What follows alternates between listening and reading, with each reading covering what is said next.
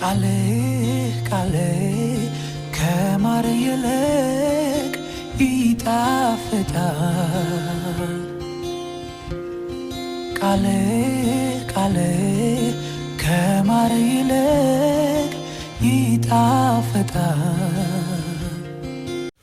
ውድ በጌታ የተወደዳችሁ ወገኖች በተለያየ ቦታ ሆናችሁ ይህን ፕሮግራማችንን የምትከታተሉ ሁሉ የጌታችንን የኢየሱስ ክርስቶስን ጸጋና ሰላም እየተመኘሁላችሁ ሁላችሁንም እንኳን ለዚህ ለ30 ቀን ባዘጋጀነው የጾምና የጸሎት ፕሮግራም መጣችሁ የምላችሁ እህታችሁ ውብገነት ቦጋለ ነኝ ከኤድመንተን ካናዳ።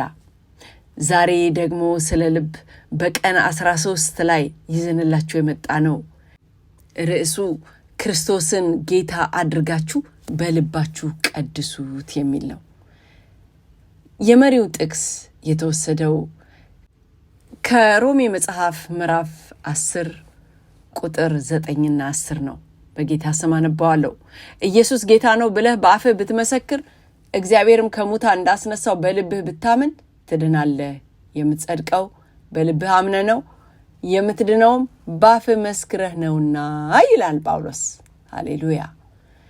የሕይወት ምንጭ የሆነውን ልባችንን አጥብቀን ለመጠበቅ ልንወስዳቸው የሚገባንን እርምጃዎች እያጠናን ስንጸልይ ቆይተናል።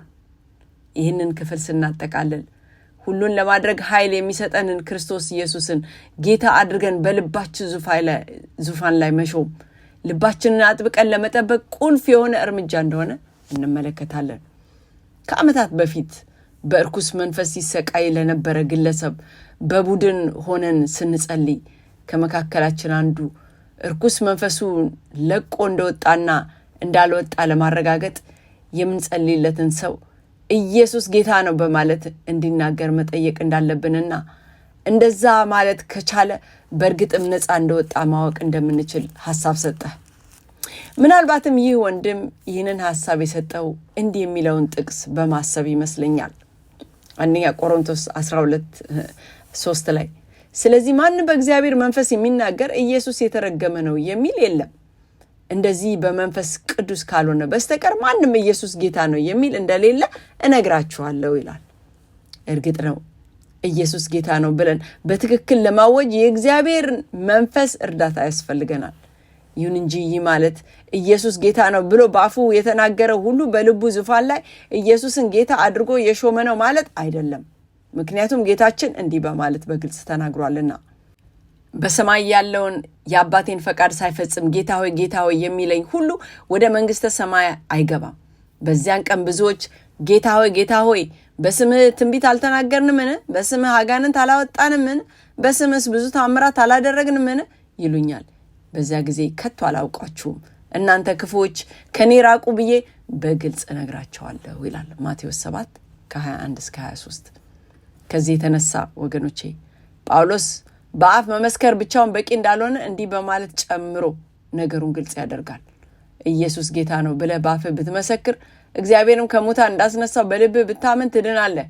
የምትጸድቀው በልብህ አምነህ ነው፣ የምትድነውም በአፍህ መስክረህ ነውና ይላል ሮሜ 10:9-10። እንግዲህ የክርስቶስን ጌትነት በትክክለኛው መንገድ በአፋችን ለመመስከር በቅድሚያ እርሱን በልባችን ዙፋን ላይ በመሾም ለእርሱ ጌትነት ሁለንተናችንን ለማስገዛት ፈቃደኛ መሆንን የሚጠይቅ እንደሆነ ከዚህ እንረዳለን። ለዚህ ነው ጴጥሮስ ክርስቶስን ጌታ አድርጋችሁ በልባችሁ ቀድሱት የሚለን።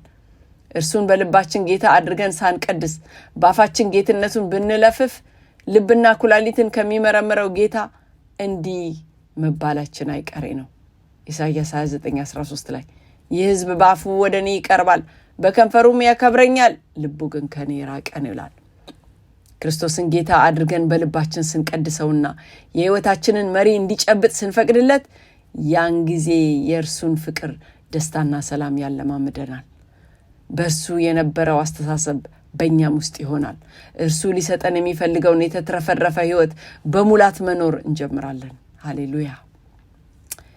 የዘላለም አምላክ እግዚአብሔር ሆይ ሁል ጊዜ አንተን በልባችን ዙፋን ላይ እንድናነግስህና ለአንተ ሁለንተናችንን አስገዝተን መኖር እንድንችል በዚህም ልባችንን አጥብቀን እንድንጠብቅ በክርስቶስ ኢየሱስ ስም በጸጋ እንድትረዳን እንጸልያለን።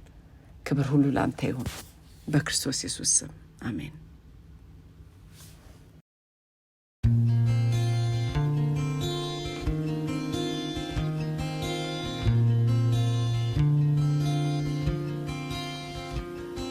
ቃሌ ቃሌ ከማር ይልቅ ይጣፍጣል። ቃሌ ቃሌ ከማር ይልቅ ይጣፍጣል።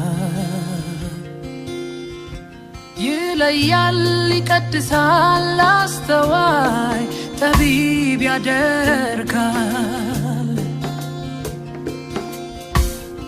ቃሌ ቃሌ ቃሌ ቃሌ